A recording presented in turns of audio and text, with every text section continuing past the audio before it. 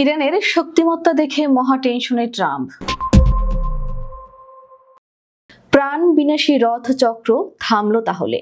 তবে অর্জুনের অব্যর্থ তীরের মতো ইরানের লক্ষ্যভেদী ক্ষেপণাস্ত্রে সুরক্ষিত মার্কিন সেনা ঘাঁটি বিদ্ধ হওয়ার পর তেহরানের প্রত্যাঘাতী শক্তি দেখে অনেক ক্ষান্তি দিলেন যুক্তরাষ্ট্রের প্রেসিডেন্ট ডোনাল্ড ট্রাম্প। তিনি যুদ্ধবিরতি ঘোষণা করলেন অনেকটা তড়িঘড়ি করেই।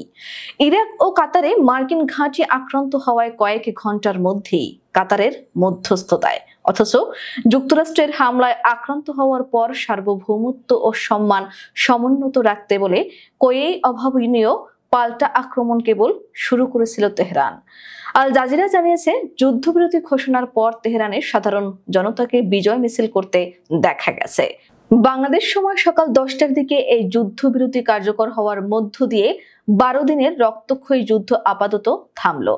আল জাজিরা জানিয়েছে, এই নিষেধের পরও ইরানের বাবলসার এলাকায় হামলা করেছে ইসরায়েল। ট্রাম্প নিজেও যুদ্ধবিরতির ঘোষণায় নিরপেক্ষ ছিলেন না। তিনি আগে ইরানকে ক্ষেপণাস্ত্র হামলা বন্ধ করতে বলেন। এরও 6 ঘন্টা পর ইসরায়েল আক্রমণ বন্ধ করবে বলে জানান। প্রথমে ইসরায়েলের নিরন্তর হামলা এবং পরে দূর প্রান্ত থেকে উড়ে এসে আমেরিকার বোমারু বিমানের হামলার পর তেহরান যে এখন আর কারো কথায় নড়ে চলে না, হুমকি ধমকিতে বিচলিত নয়, মাথা নোয়ায় না, তা স্পষ্ট। ইরানি পররাষ্ট্রমন্ত্রী তার সশস্ত্র বাহিনীর বীরত্বের প্রশংসা করে বলেছেন, মাটি, মানুষ ও জাতির মর্যাদা সুরক্ষিত রাখতে তাদের এই দুঃসাহসিকতা ও আত্মত্যাগের জন্য তিনি কৃতজ্ঞ। 13 জুন প্রথমে অতর্কিতে কাপুরুষের মতো বিনা উস্কানিতে ইরানে আকাশপথে সামরিক হামলা চালায় ইসরায়েল। প্রথম দিনেই সেনাপ্রধান ও ইসলামিক বিপ্লবী বাহিনীর প্রধানকে হারায় ইরান। 12 দিনের হামলায় ইরান শীর্ষ জনাভিষেক জেনারেলকে হারিয়েছে। প্রাণ হারিয়েছেন জনা সাতেকে শীর্ষ পরমাণু বিজ্ঞানী। সরকারি হিসাবে কম করে 610 জন মানুষ ইরানে নিহত হয়েছেন। কিন্তু দমবার দেশ নয় ইরান, বলেছিলেন সর্বোচ্চ ধর্মীয় নেতা আয়াতুল্লাহ আলী খামেনি। প্রথম দিন থেকেই বুকের পাটা কাকে বলে ইরান পাল্টা আঘাতে তাদেরকে বিস্মিত, বিচলিত ও বিধ্বংস করে ছেড়েছে। আত্মম্ভরিতা চূর্ণ বিচূর্ণ করে দিয়েছে। সুরক্ষিত আকাশ প্রতিরক্ষা ব্যবস্থা, আয়রন ডোম ভেদ করে ইরানের আধুনিক প্রজন্মের ক্ষেপণাস্ত্র ও ড্রোনগুলো ইসরায়েলের অট্টালিকা এবং সামরিক ও গোয়েন্দা ভবনগুলো গুঁড়িয়ে দিয়েছে। বোমারোধী পাতাল আশ্রয় ব্যবস্থার বদৌলতে বড় প্রাণহানি এড়াতে পেরেছে যুদ্ধবাদী দেশটি, তবু অন্তত 28 জন বেসামরিককে হারিয়েছে। বেনিয়ামিন নেতানিয়াহু এই যুদ্ধ শুরু করেছিলেন একটা পারমাণবিক প্রশ্নকে সামনে রেখে। পাশে ইরান পারমাণবিক বোমা বানিয়ে ফেলে। ওই একটা বোমাই তো যথেষ্ট ইসরায়েলকে পৃথিবীর মানচিত্র থেকে মুছে ফেলতে। আর এ ভয়ে 90টি পারমাণবিক বোমার মালিক ইসরায়েল ইরানে আক্রমণ করে বসে।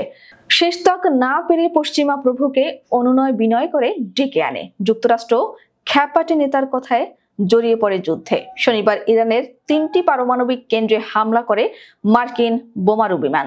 পরে ইরাকে ও কাতারে মার্কিন ঘাঁটিতে প্রত্যাঘাত করে ইরান। যুক্তরাষ্ট্র যতগুলো বোমা মেরেছে, ইরানও পাল্টা হামলায় ততগুলো ক্ষেপণাস্ত্র নিক্ষেপ করেছে। এই হামলা ইরান কাপুরুষের মতো চালায়নি, আগে ভাগে বলে কয়ে। এখন 3 পক্ষই এই যুদ্ধে বিজয় দাবি করছে। ইসরায়েল ও যুক্তরাষ্ট্র বলেছে তারা ইরানের পারমাণবিক স্বপ্ন চুরমার করে ফেলেছে, আর তেহরান বলছে ইরানের শক্তির কাছে শত্রুরা হার মেনেছে। কিন্তু বিবিসির এক বিশ্লেষণী প্রতিবেদনে যেমনটা বলা হয়েছে, যুদ্ধবিরতির পর সবচেয়ে বড় চ্যালেঞ্জে পড়েছেন ডোনাল্ড ট্রাম্প। একদিকে কংগ্রেসের অনুমোদন না নিয়ে ইরানে সামরিক হস্তক্ষেপ করায় ঘরে তার বিরুদ্ধে বিশেষ করে বিরোধী শিবির খুবই ক্ষিপ্ত। অবশ্য আশার আলো দেখছেন কাতারের প্রধানমন্ত্রী শেখ মোহাম্মদ বিন আব্দুল রহমান বিন জসিম আল থানি গতকাল বলেছেন, দোহা এই যুদ্ধবিরতিতে মধ্যস্থতাকারী হিসেবে ভূমিকা রেখেছে। তিনি আশা প্রকাশ করেন এই যুদ্ধবিরতি স্থায়ী হবে এবং কূটনীতির জয় হবে। কূটনীতির কথা ইরানের প্রেসিডেন্টও বলেছেন। মাসুদ পেজেশকিয়ান বলেছেন, ইরান কূটনীতিতে বিশ্বাস রাখে, তবে তার সরকার যাই করুক না কেন ইরানি জনগণের স্বার্থ রক্ষায় সব কিছু করবে।